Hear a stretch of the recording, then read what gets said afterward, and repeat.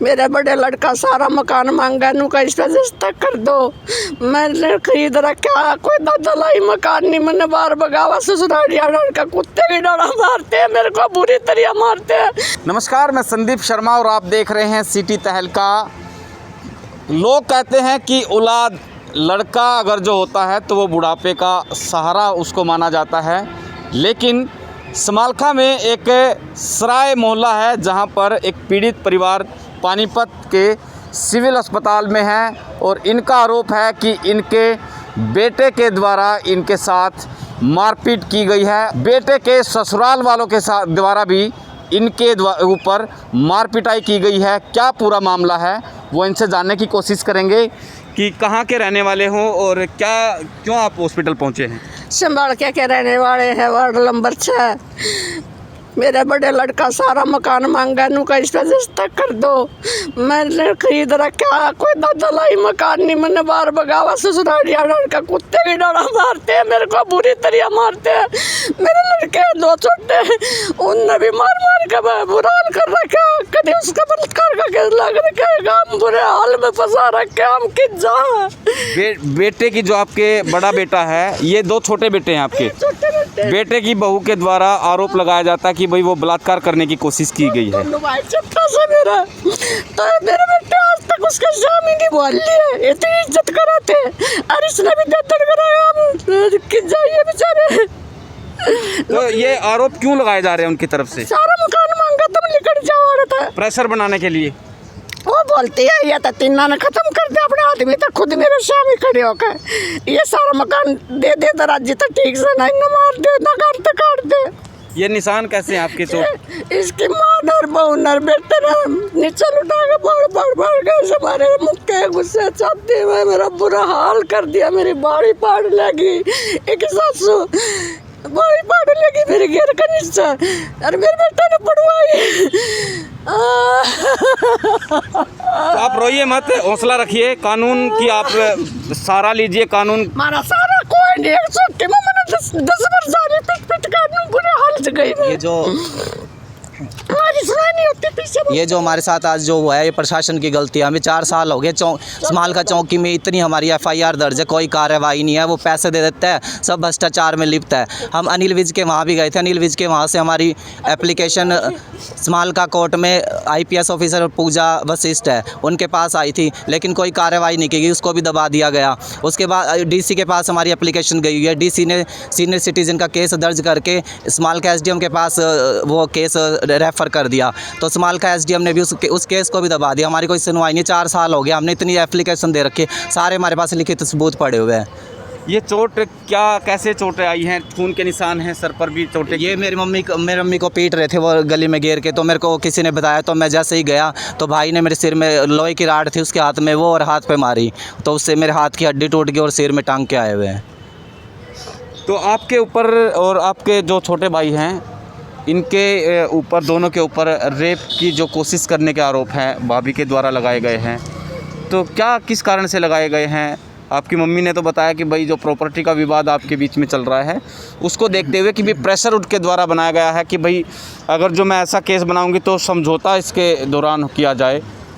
ये जो कितनी सच्चाई है इसमें? ये सब झूठ है। ये साजिश उसके ससुराल वालों पक्ष की तरफ से है। वो कहते हैं भाई ये मकान या तो पूरा इसके नाम करो या फिर तुम अपने किराए पे चले जाओ। तो हमने जो उसका हिस्सा था हमने उसको हिस्सा दे दिया है। उन्होंने हमारे ऊपर छेड़खानी और रेप का, बलात्कार का महिला समालखा थाने में रिपोर्ट दर्ज करवाई थी, लेकिन वो जो वहाँ की स्टाफ थी जिसके अंडर वो केस था, वो बहुत अच्छी ईमानदार पुलिस वाली थी, जाँच अधिकारी थी। हाँ, जाँच अधिकारी थी। उसने पूरी इंक्वायरी करके गली में पड़ोस में सबसे पूछताछ करके तो हमारा समझौता करवा दिया था। तो उन्होंने वही जो उसके हिस्से में आते थे 25 गज, हमने वो उसको दे दी थी, लेकिन वो उस टाइम उसने समझौता अपने हाथ से लिखा था, लेकिन बाद में मुकर गया, कहता मैं तो सारा लूँगा। तो मतलब है कि जो FIR उन्होंने दर्ज आप लोगों के खिलाफ करवाई थी रेप की कोशिश करने की, वो सिर्फ प्रॉपर्टी विवाद को लेकर के थी किया, ताकि आपके ऊपर समझौते का दबाव बनाया जा सके और आप लोगों के जो घर है 125 गज का जो मकान है उसको हथियाने के चक्कर में है ये लोग। और आप लोग वो चाहते हैं कि भाई आप उनको ना दे, एक हिस्सा जो है वो उनको देने को तैयार है, लेकिन वो पूरा का पूरा घर आपसे मांग रहे हैं। हाँ, ये सारी साजी जो मकान है हमारा 125 गज़ का है, लेकिन ये हमारी पैतृक संपत्ति नहीं है। ये मेरे पापा और मम्मी ने अपने पैसों से ख़रीद के बनाया गया है।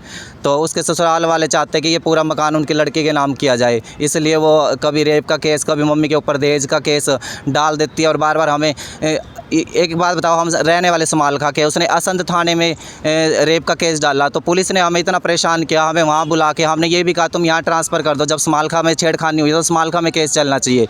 तो उन्होंने असंध चौकी में वहाँ केस दर्ज किया, हमें इतना परेशान किया गया। हम वहाँ पे गए, पड़ोस वाले गए, तब जाके हमें छोड़ दिया गया, झूठे केस के उसमें छोड़ दिया गया। फिर हमें अब मारपीट आई आप लोगों के बीच में, जो 13 तारीख को आप लोगों को पीटा गया था, उसके बाद आप लोगों ने कुछ शिकायत जो चौकी के अंदर दी है, उसका क्या रिएक्शन रहा पुलिस की तरफ से? उसका रिएक्शन कुछ नहीं रहा। समालखा चौकी में हमने इतनी FIR 1 महीने पहले भी दी है। उन्होंने बोला 1 हफ्ते का टाइम दो, हम उसको समझाएंगे, लेकिन 1 हफ्ते बाद गए, कहते हैं कौन सी FIR, कोई नहीं है, फाड़ के डस्टबिन में डाल देते हैं। और 13 तारीख को हमने दी है, पुलिस वाले घर तक नहीं आए हैं। और उसने देते क्या हैं इंक्वायरी करेंगे वो? उसको वो एप्लीकेशन दे के आया, गल पुलिस वाले ने ये बोला मेरे से आके मकान का मोल धर ले। मैंने खरीद रखा, मैं मोल कैसे धर लूँ? वो तो प्रेशर डालते तो भाई आप मतलब ये खुद की इच्छा से होना चाहिए कि भाई आप किसको अपनी प्रॉपर्टी में हिस्सा देंगे, जी। तो आप कुछ सेवा नहीं करते? वो सेवा करेगा, गली में कुत्ते की डाला मारता है तो सेवा करेगा। कभी 5 महीने साथ जब हमारे पास रही, 5 महीने मैंने रोटी पोगा खुआई, उससे डरती ना मैं क्यों नहीं है, बस जा। आपको भी चोटें मारी गई है? हाथ पे फ्रैक्चर है। अच्छा, हाथ उंगली टूटी हुई है यहाँ से।